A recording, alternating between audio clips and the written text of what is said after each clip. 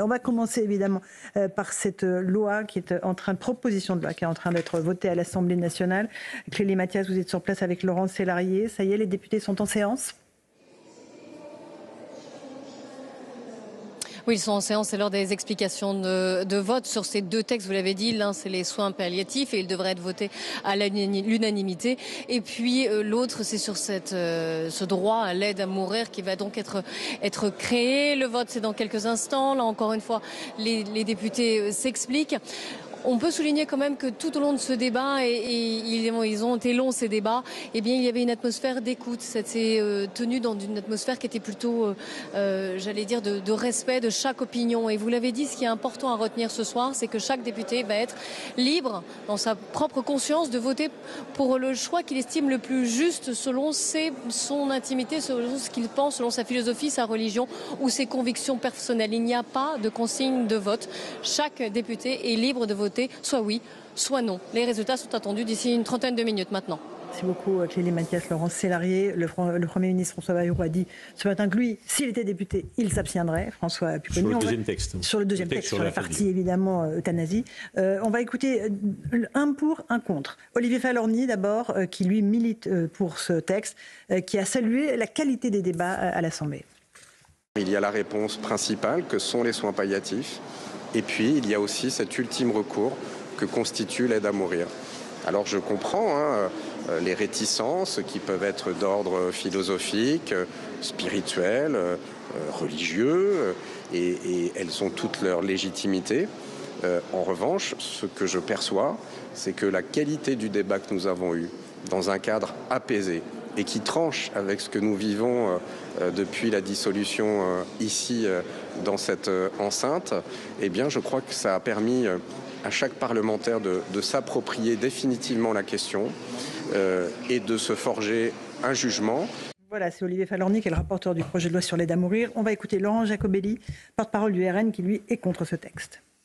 Je faisais partie de ces députés qui attendaient pour voir et qui n'avaient pas d'idées préconçues, qui comprenaient qu'on veuille accompagner des Français souffrants, malades, dans leurs derniers instants. En revanche, la loi qui nous est proposée, c'est la porte ouverte à tous les abus, un consentement simplement oral et pas écrit, quand on a une maladie incurable, mais il y a des maladies incurables qui parfois durent 20 ans, et donc il n'y a même pas cette notion de temps et de durée. Bref, on craint de pouvoir devenir ce que la Belgique ou les Pays-Bas sont devenus, où aujourd'hui des gens dépressifs demandent la mort, ou des autistes demandent la mort, où il y a des regrets de certaines familles qui voient disparaître des proches et qui finalement se disent on aurait pu faire autrement. Voilà pour Laurent Jacobelli, Gauthier Lebret. Là, il n'y a pas de clivage partisan et politique. C'est vraiment en leur âme et conscience que les députés vont voter ce soir. Absolument, il n'y a pas de consigne de vote, Clélie l'a très bien rappelé. Après, il y a quand même des sensibilités qu'on voit s'imposer dans différents groupes plus qu'ailleurs. Je pense que ça m'étonnerait de voir énormément de LR voter favorablement pour l'aide à mourir. Et les mots, parce que le clivage est au sein même du gouvernement, les mots de Bruno Retailleau, ministre de l'Intérieur, contre ce texte porté donc par Catherine Vautrin et contre ce qui a été voté ce week-end avec un hémicycle quasi vide, c'est-à-dire le délit d'entrave à l'euthanasie, avec la réaction de la patronne des soins palliatifs en France, Claire Fourcade, qui a dit maintenant les soignants pourront aller à la prison de la santé s'ils proposent autre chose que l'euthanasie aux patients qui souffrent. Exactement. Parce qu'on pourra dire délit d'entrave, 2 ans de prison. Et donc vous allez, alors j'imagine qu'aucun juge ne prononcerait jamais, mais c'est inscrit dans le droit français. Si ça passe, c'est inscrit dans le droit français. Et donc potentiellement on peut envoyer des soignants en prison s'ils proposent autre chose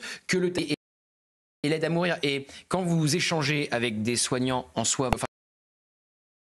d'ailleurs ça n'existe pas, sauf si un jour on l'invite sur un plateau et ça serait l'exception, un soignant qui vous dit qu'il est favorable à ce texte, parce qu'ils vous disent, nous on est là pour, surtout en soins palliatifs, on passe nos journées à soulager, à soigner ceux qui sont en soins palliatifs, et nous ne sommes pas là pour donner la mort, parce que vous le rappelez souvent, Laurence, on a euphémisé depuis 1 an et demi, depuis 2 ans, l'aide à mourir. C'est plus doux qu'euthanasie. Mais à la fin, c'est quoi ? C'est un tiers qui donne la mort. Donc c'est l'euthanasie. Moi, depuis le début, je pense que le choix du Premier ministre de dissocier les deux textes, c'était pour que sur les soins palliatifs, il n'y a pas débat, tout le monde est à peu près d'accord, il faut le faire.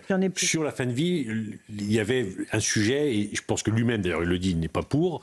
Je sais que Catherine Vautrin avait beaucoup de dossiers, elle a défendu le texte, même si elle dit qu'il faut le voter, mais elle avait aussi des doutes. Le délit d'entrave risque de faire basculer, pour le coup, le vote contre. Parce que, je répète, un soignant qui dit non, peut-être pas. Je ne veux pas. Le pharmacien, pareil. Un prêtre qui va visiter quelqu'un en fin de vie et qui va lui expliquer que c'est pas très bien, il ne faut pas faire ça. Ou un rabbin ou un imam peut être éventuellement mis en cause parce qu'il explique que la religion l'interdit. Voilà. Ça, je pense que c'est un mot. Enfin, si le texte ne passe pas, je suis sûr que ce dernier article-là, il a fait basculer les choses du côté du vote contre. Et à contrario, c'est vous qui me disiez, Louis, que le délit d'incitation a été supprimé ?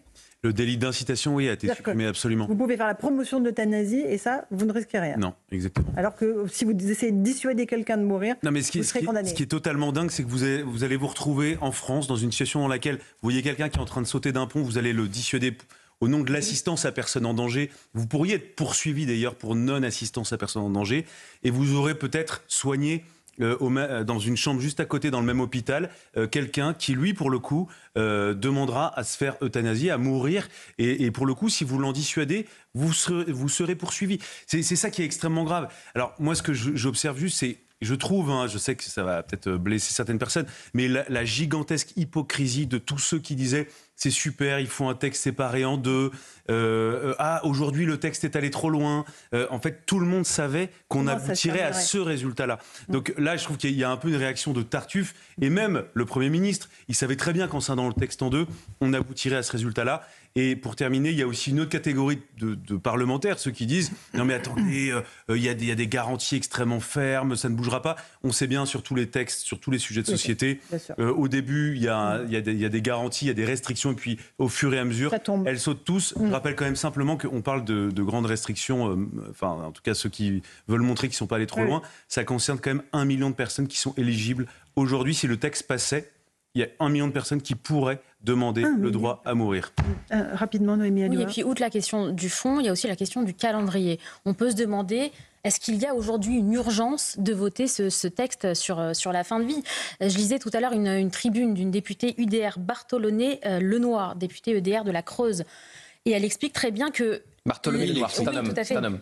Il explique très bien que l'aide à mourir pourrait arriver plus rapidement dans les campagnes qu'un médecin. Il explique par exemple qu'un malade de cancer doit faire 2 à 3 heures de route pour pouvoir aller faire une radio. Il explique qu'il n'y a plus de dentistes dans certains territoires. Et donc, si vous voulez, déjà réglons le problème de la désertification médicale. Bien sûr. Eric, vous voulez rajouter Oui, moi je pense chose, que le délit d'entrave qui va être inscrit dans la loi, si elle est votée, va faire basculer la conscience de beaucoup de députés en défaveur de cette loi.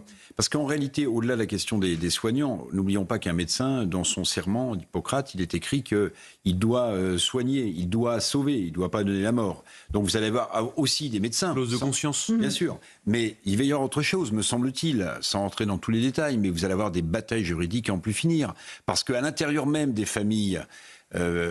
famille je vous hais, disait Sartre, famille je vous aime, moi je dis ça, mais en fait vous allez avoir des conflits forcément qui vont naître. Évidemment. Il y a ceux qui vont vouloir précipiter la fin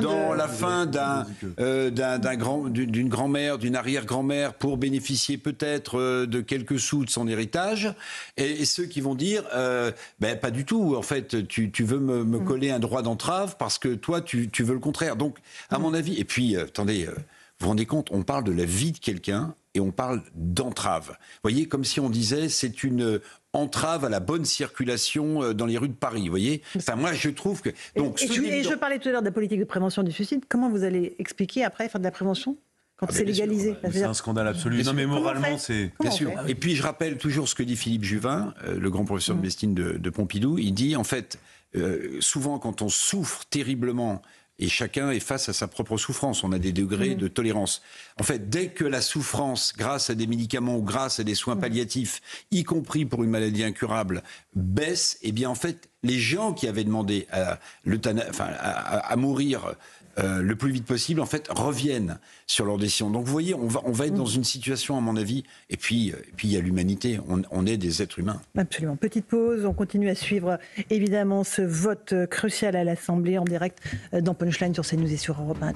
On en a parlé. Oui. Et le plus important, c'est que tout et puis l'image est là, et l'image est belle. Exactement, l'image est belle. Voilà, beaucoup de présidents. Il est 18h30. On accueille Jeanne Amoureuse. Bonsoir à vous. Bonsoir. Vous êtes infirmière en soins palliatifs et évidemment, on est suspendu au vote qui se déroule en ce moment même à l'Assemblée nationale. On a décrit les deux phases de ce texte, la phase soins palliatifs, la phase qui est pudiquement appelée aide à mourir, mais qui en fait recouvre évidemment le champ de l'euthanasie.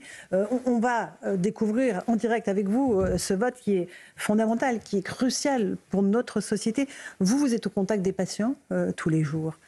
Qu'est-ce que vous dites ce soir à ceux qui sont en train de voter ? Nous, on a pris la parole dans le débat parce que c'est pas notre habitude, c'est pas forcément notre métier, mais parce qu'il nous semblait important de pouvoir dire ce qu'on vit tous les jours au contact des patients qui sont atteints de maladies graves, qui sont en fin de vie, parce que nos patients prennent pas la parole ou très peu. Alors, on peut pas parler à leur place, mais en tout cas, on peut témoigner de ce qu'on vit tous les jours à leur côté. Ce qu'on voit tous les jours, c'est que les personnes qu'on accompagne, elles nous demandent pas à mourir, en revanche, elles nous demandent à être accompagnées, à être soulagées, à être entourées et à ce qu'on leur promette qu'on les laissera pas tomber, qu'on les abandonnera pas.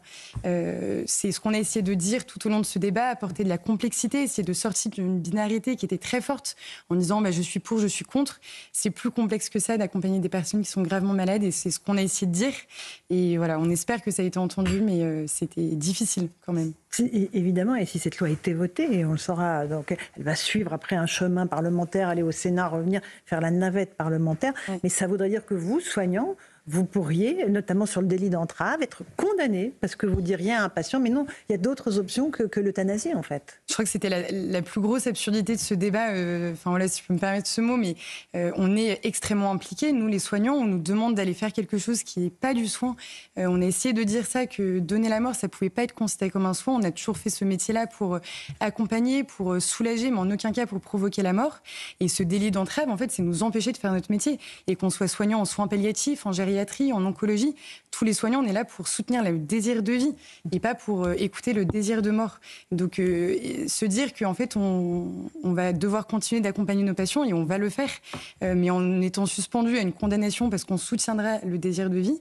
Et puis le délit d'incitation, il n'a pas été retenu non plus. Donc ça aussi, c'était... C'est-à-dire qu'on peut vous inciter à faire l'euthanasie et ça n'a pas de problème, mais si vous essayez de dire il ne faut pas le faire, vous pouvez être condamné, ce qui est absolument fou. Alors Clélie Macaras me signale que ça y est, oui, le vote est en direct. Peut-être qu'on peut écouter ce qui se passe à l'Assemblée nationale.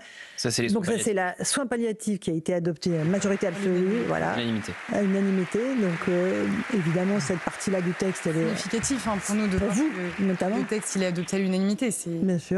Et donc là, on va voir peut-être... On va attendre quelques secondes parce que les délégations de vote ne sont pas les mêmes sur les deux textes. Et on va donc avoir... C'est ce que dit que nos services Madame Yann Braun-Pielbeck. On va attendre quelques instants avant d'avoir le résultat sur la deuxième partie de donc, ce texte, cette proposition de loi. La proposition de loi relative au droit à l'aide à mourir. Le scrutin est ouvert. Voilà, donc c'est le vote en direct. On vit ce moment extrêmement important. Gauthier Lebret, le scrutin est clos. On va voir le résultat tout de suite. Et on va voir le résultat immédiatement qui va s'afficher. Votant 561, exprimé 504, majorité 253, pour 305, contre 199. L'Assemblée nationale a adopté. Voilà, 305 voix pour, 199 contre. François Pupponi, la majorité absolue, c'était 253. Il y a 50 voix de plus. On voit très bien que le vote à l'Assemblée, donc c'est surtout les Républicains et l'Assemblée nationale qui a voté contre, mais avec des votes pour quand même. Et puis globalement, le bloc central et la gauche qui ont voté contre, les autres, et le bloc central et la gauche qui ont voté pour. D'accord. Donc ça veut dire que ce projet de loi sur l'aide à mourir a été adopté. Et je recueille à l'Assemblée nationale. À l'Assemblée nationale. Encore, on est d'accord. C'est pas définitif. Non, mais c'est symbolique. Ah ben bien sûr. Et ça évidemment laissera des traces dans tout ce qui va se passer par la suite. Votre première réaction, Jeanne Amoureuse, vous qui êtes infirmière? Effectivement, c'est pas fini, mais c'est quand même, ça marque, c'est quelque chose de difficile d'entendre, de voir ces résultats. C'est un changement en profondeur de notre métier. On n'a pas choisi ce métier pour faire ça, et surtout, c'est pas la demande des patients. On nous parle d'une loi de liberté, mais comment est-ce qu'on peut être libre quand la moitié des Français qui devraient avoir besoin de soins palliatifs n'y ont pas accès? Demain, dans plein de territoires, ce sera plus rapide et plus facile d'accéder à une euthanasie ou un suicide assisté qu'à des soins. C'est vraiment ça qui nous paraît difficile. L'urgence et la priorité, ça devrait être de développer et de mettre en place cette loi sur les soins palliatifs. Je salue quand même cette loi qui a été adoptée à l'unanimité. Ça montre bien que de pouvoir scinder en deux, c'était important, parce qu'il y a vraiment un consensus sur le développement des soins palliatifs. Et c'est quand même beaucoup plus partagé sur l'autre partie. Mais c'est pas fini, mais c'est quand même difficile. Louis de Ragnel, c'est une étape qui a été franchie dans un climat serein. Et c'est vrai qu'il faut le noter et le souligner. Il n'y a pas eu d'empoignade. On aurait pu vraiment assister à ce qu'il y avait vraiment beaucoup de clivages. Les partis étaient divisés.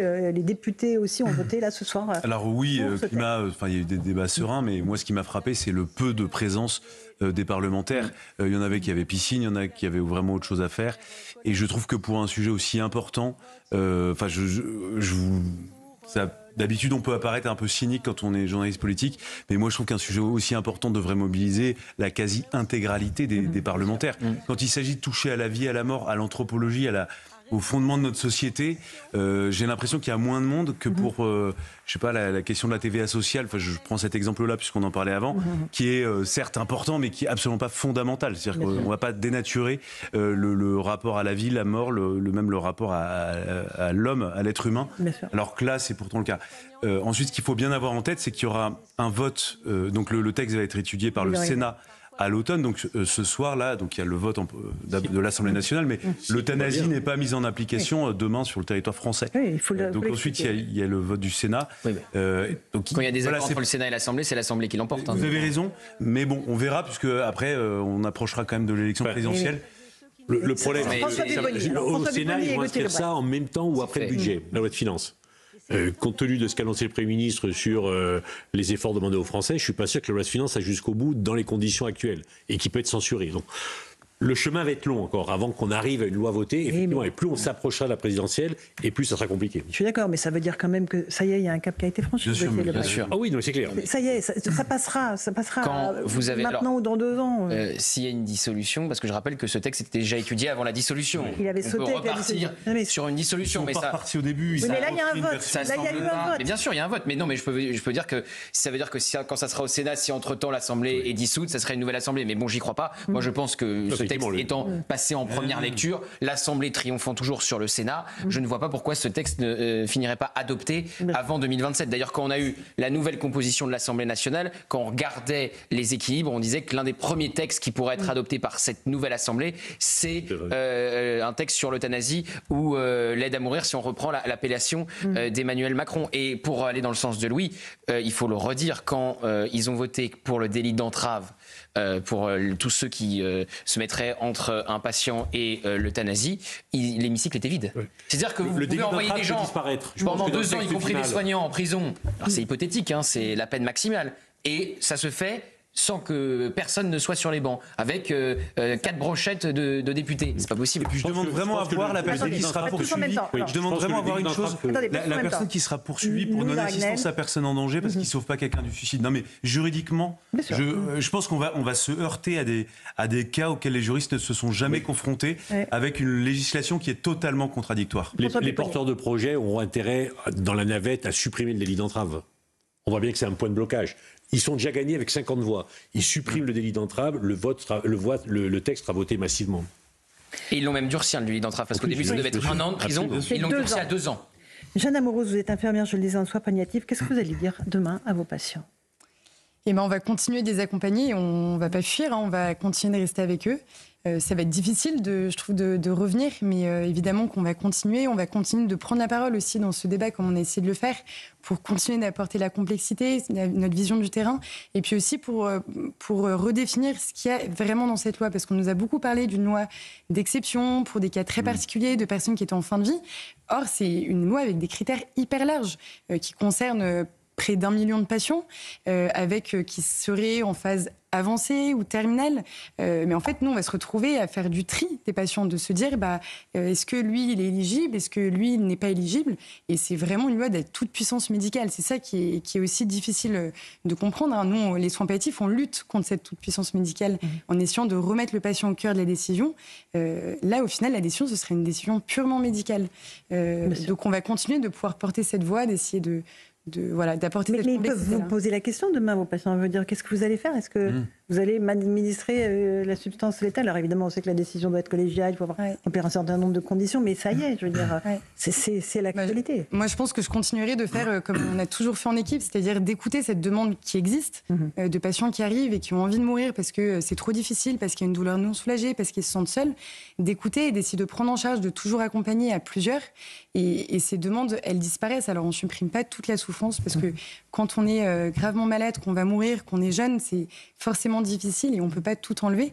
En revanche, on peut essayer d'apporter une réponse. On peut essayer de toujours soutenir quand même le désir de vie qui est toujours là et d'accompagner nos patients et qui vivent vraiment dignement.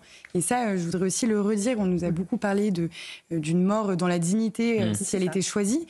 Moi, mes patients, ils sont tous dignes, mais c'est la question de quel regard on pose sur eux, quel regard on pose sur la fragilité, sur la vulnérabilité, sur le patient qui a un corps de temps en temps abîmé, qui est seul, qui se sent de temps en temps un peu inutile.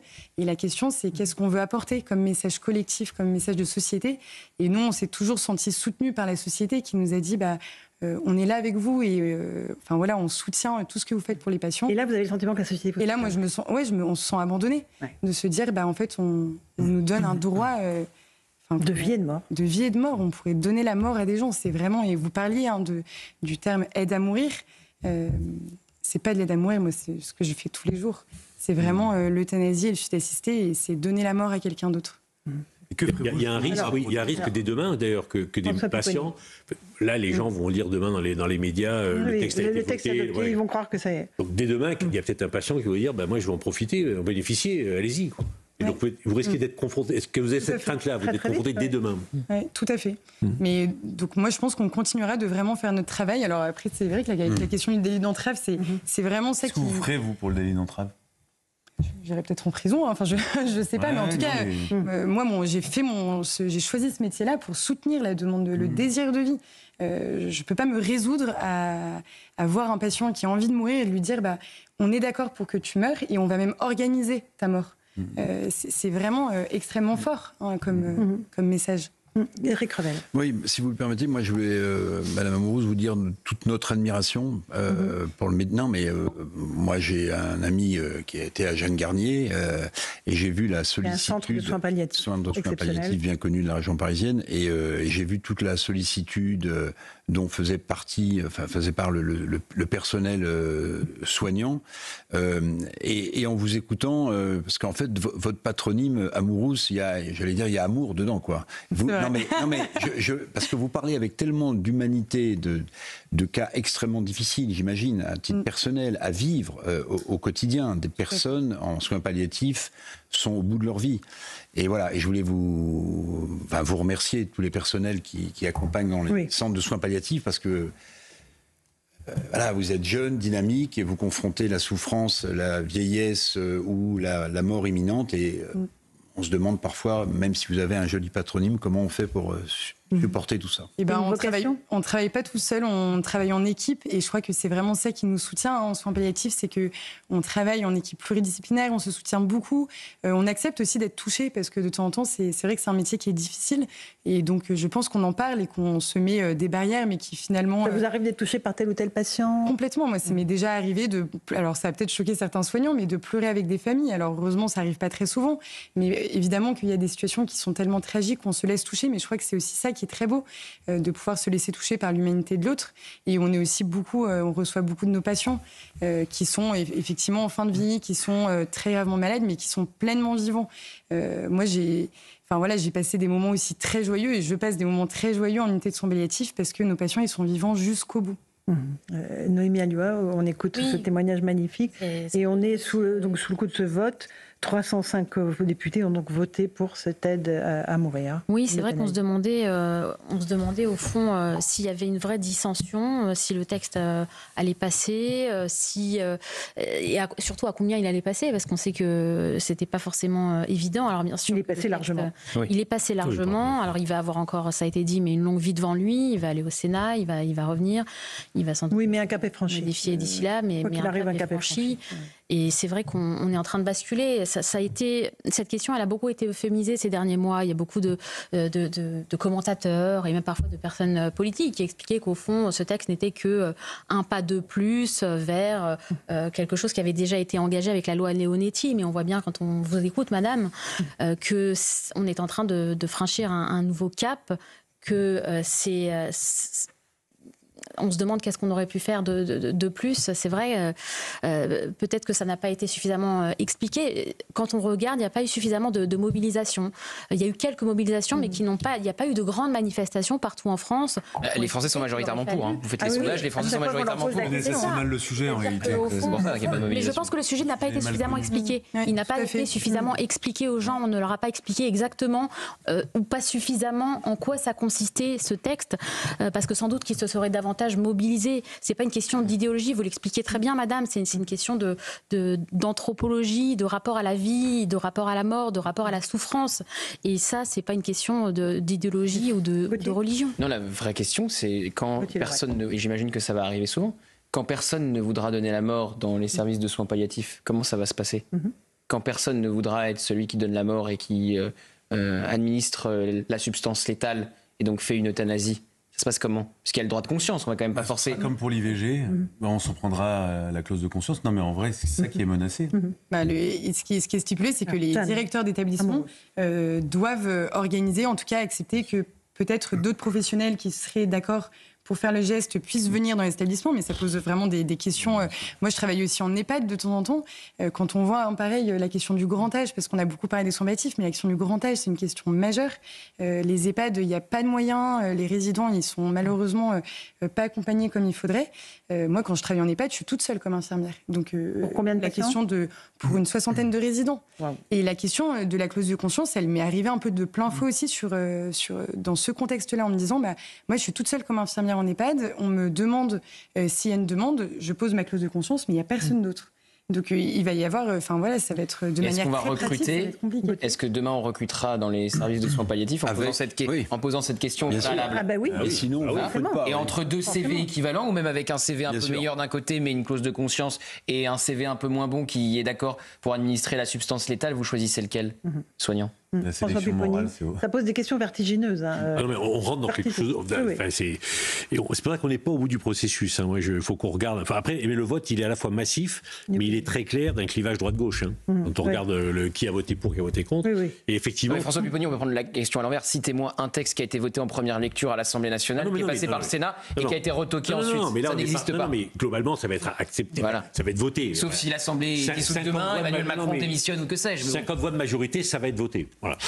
Mais ça veut dire que maintenant, les questions concrètes vont se poser. Qui, comment, le délit d'entrave, comment ça se passe ? Et je pense que les gens vont se poser des questions maintenant, en disant, OK, c'est voté, mais comment on fait concrètement ? Je pense que les Français vont s'emparer du débat maintenant. Maintenant que le texte a été voté. Ils vont découvrir le débat maintenant. Oui, je suis entièrement d'accord. Peut-être qu'il y a eu un problème de pédagogie, tout simplement, de leur expliquer réellement les choses. Oui, puis c'est sûr que quand on nomme pas les choses, quand on n'arrête pas de parler d'aide à mourir, moi je comprends et je pense que si j'étais pas soignante, dans les sondages, j'aurais mis oui, entre est-ce que vous voulez mourir dans la dignité, dans une mort choisie, ou alors non. Évidemment qu'on vote pour. La question des termes, et je pense que c'est une bataille qu'ils ont gagnée, la bataille des mots, de ne pas vouloir nommer justement les choses. Et forcément, on ne comprend pas bien ce qui se passe, on ne comprend pas les véritables enjeux. Et la différence entre euthanasie et suicide assisté aussi, les gens ne savent pas. Quelle est-elle, cette différence ? Le suicide assisté, c'est aider des soignants, et c'est le patient qui lui-même va prendre le produit qui est létal ou alors déclencher la perfusion, alors que l'euthanasie, c'est vraiment l'injection du soignant, et c'est une injection létale qui tue en quelques minutes. Mais ça pose quand même des questions. Le suicide assisté, les soignants restent hyper impliqués. On a entendu pendant les débats un des co-rapporteurs qui disait il faut qu'il y ait un soignant à côté. si jamais ça se passe pas bien, mais qu'est-ce que ça veut dire hein, et ils sont pas capables d'aller au bout, parce que forcément, c'est extrêmement violent. C'est extrêmement violent ce qui nous est demandé de faire. Et il faut savoir que dans tous les pays, Canada, Pays-Bas, Belgique, ou Québec, c'est possible, c'est 99% d'euthanasie et 1% de suicide assisté. Donc, ça n'existe pas en réalité. Non, c'est l'euthanasie. Enfin, la suicide assistée, c'est encore plus compliqué. Mais l'euthanasie, c'est vrai qu'aujourd'hui, y compris quand on connaît l'état des services de soins, si on demande à chaque fois que quelqu'un veut se faire assister, c'est 1 million de personnes concernées, qui est un soignant à côté, alors qu'ils ne sont déjà pas assez, vous le disiez pour les EHPAD par exemple, ils ne pourront pas être ailleurs. Voilà, je pense qu'effectivement, les Français vont commencer à comprendre ce qui va se passer. C'est pas aussi simple que l'idée peut être intéressante, entre guillemets, on peut comprendre ce que ça veut dire. On a tous été confrontés avec des proches qui étaient concernés par ça. Mais dans la vraie vie, c'est beaucoup plus complexe que ça. Alors, on va juste écouter une première réaction, Olivier Falorni, le rapporteur du texte, qui évidemment est très satisfait du résultat. C'est une vraie satisfaction, l'ampleur du résultat. Je n'imaginais pas qu'il y ait une telle majorité ce soir pour approuver cette loi si importante. Je crois que, comme je l'ai dit dans l'hémicycle, c'est un moment qui a rendu honneur à l'Assemblée nationale. Et c'est aussi un vote qui marque la volonté d'avoir une loi républicaine qui porte en son cœur la liberté, l'égalité, la fraternité. Voilà, la fraternité, liberté, égalité, Louis de Ragnel, Olivier Falorni, il est très cohérent. Ça fait des années qu'il porte. Moi, ce qui me gêne beaucoup, c'est que dans un certain nombre de promoteurs, d'ailleurs ceux qui étaient les plus militants pour l'euthanasie, étaient davantage dans un combat politique et idéologique qu'un combat vraiment d'accompagnement à la fin de vie. Et se sont heurtés pendant les débats quand même. Et c'est justement, il n'y a pas eu un débat de ce point de vue-là très spontané et sincère. C'est-à-dire que certains opposaient la question simplement de l'accompagnement pour la fin de vie, et puis d'autres, de manière sournoise parfois, ne répondaient pas à ces questions-là. Et c'est un peu la stratégie qui a été celle d'Olivier Falorni, qui a offert un peu une planche de savon, un mur de savon, pour surtout donner le moins d'aspérité possible, pour essayer de rendre ce texte le moins clivant possible, alors que pourtant était présent au cœur de ce projet cette espèce de rupture anthropologique. Donc voilà. Oui, mais les gens ne comprennent pas rupture anthropologique. Eh bien, c'est-à-dire qu'on touche à la base de la vie et de la mort. C'est-à-dire que non, mais normalement, aujourd'hui, vous mourrez de mort naturelle. Vous pouvez être accompagné enfin, je parle sous votre contrôle parce que c'est votre métier. Voilà. Et la rupture, c'est que vous pouvez provoquer, vous pouvez décider de votre mort et vous pouvez demander à ce qu'il y ait une assistance médicale pour vous tuer. Alors que normalement, l'assistance médicale, le serment d'Hippocrate fait que un médecin ne peut pas vous donner la mort. Gauthier Lebret. Moi, je suis très inquiet pour les soignants qui ne se sont pas engagés pour ça. Et quand on les a entendus durant tout ce débat, j'aimerais bien en trouver un ou deux en soins palliatifs qui nous disent qu'ils sont favorables à l'euthanasie. Il n'y en a pas. Donc, où médiatiquement, ils ne doivent pas exister. Et donc, comment on fera quand, dans les services de soins palliatifs, les soignants ne voudront pas donner la mort? Et quand vous disiez ils ont gagné la bataille des mots, je pense que c'est vrai. Dès qu'on a entendu cette aide à mourir, pour euphémiser et pas utiliser le terme d'euthanasie en sachant les dérives qui se passent en Belgique, donc de l'autre côté de nos frontières, il y avait déjà mourir dans la dignité, comme si ceux qui mouraient aujourd'hui sans euthanasie ne mourraient pas dans la dignité. Cette bataille sur le champ lexical et sur les mots, évidemment, a permis ou a aidé, parce que je pense que cette Assemblée l'aurait fait quoi qu'il arrive, même avec un terme comme euthanasie, a aidé à ce que 300 députés plus votent pour ce texte. Et j'en vois sur une étude de la Fondapol qui montre que dans tous les pays où l'euthanasie a été légalisée, les demandes ont explosé. Oui. Et puis, c'est les chiffres, c'est pas une en Belgique, on est loin d'y être. Et François Pupponi, en Belgique, ils ont ouvert pour les mineurs. Pour les mineurs. Les mineurs. Là, c'est exclu pour l'instant en France. Voilà. Jeanne Amourous. Mais ce qui est sûr, c'est qu'à partir du moment où on légifère pour certains, pourquoi est-ce qu'on légiférerait pas pour les autres? Et en fait, c'est la question de la liberté, et c'est ça qui se produit dans tous les pays qui ont légalisé. C'est qu'à partir du moment où on ouvre ce droit, évidemment qu'on élargit partout. Et le Canada est un pays qui, malheureusement, qui a un des exemples là-dedans. On a essayé d'avertir. Je pense qu'on ne pourra pas dire qu'on ne l'a pas dit. Qu'au Québec, c'est 7% des décès qui sont dus par euthanasie. Qu'on a élargi... Presque 5% au Canada. Oui, tout à fait. Et donc, évidemment que ça va s'élargir partout. Louis Dragnel. Mais ce qui est vrai, c'est que le débat juridique qui s'ouvrira après la promulgation de la loi, c'est la question d'égalité d'accès à ce droit. Et donc, vous aurez des patients qui diront diront mais moi je rentre pas dans toutes les conditions, mais ça crée une distorsion, une inégalité de droit par rapport à d'autres personnes pour des questions d'âge, pour des questions d'état de santé qui ont accès à ce droit. Et c'est ça peut-être la rupture la plus importante qui est permise, qui est ouverte à travers le vote de ce texte. Et c'est pour ça qu'à partir du moment où vous rentrez dans la logique d'un droit, eh bien forcément, ce droit a vocation à devenir universel et à s'élargir, à être disponible pour tous, puisque sinon, s'il n'est pas accessible à tous, ça crée une inégalité de droit. Donc moi, c'est ça qui me gêne profondément. Dernier mot sur vos équipes. Comment vous allez en parler, j'imagine, demain dans les services de soins palliatifs. Vous allez dire comment on va faire, Jeanne Amouroux.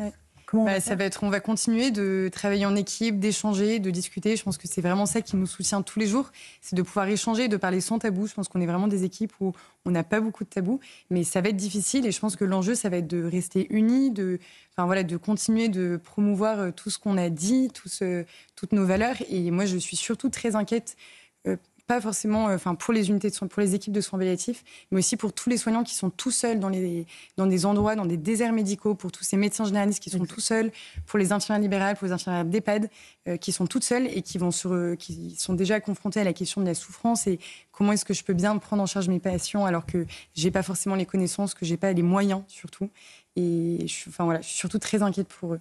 Mais on va continuer de prendre la parole et d'être dans ce débat. Merci beaucoup d'être venue ce soir dans Punchline. Jeanne Amouroux, infirmière en soins palliatifs. Je rappelle donc ce vote pour cette loi sur les soins palliatifs d'une part et sur l'aide à mourir de l'Assemblée nationale. Merci à vous tous. J'imagine que vous en reparlerez à 21h, Gauthier, dans votre émission. Absolument, absolument. Et à 22h, nous aurons un conseiller de Donald Trump.